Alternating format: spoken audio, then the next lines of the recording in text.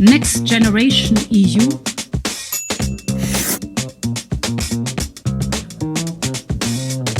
Presidente, sorprenda il Parlamento e il Paese. Anziché una task force, ci regali ad agosto un dibattito parlamentare.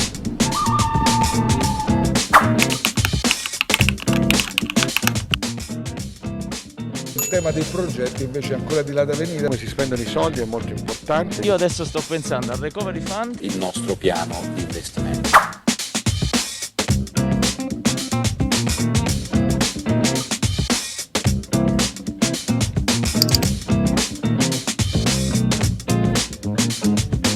Ritengo che un governo non possa essere sostituito da una task force. Ritengo che un Parlamento non possa essere sostituito da una diretta Facebook. Ritengo che questa sia la battaglia di dignità che il Parlamento deve fare.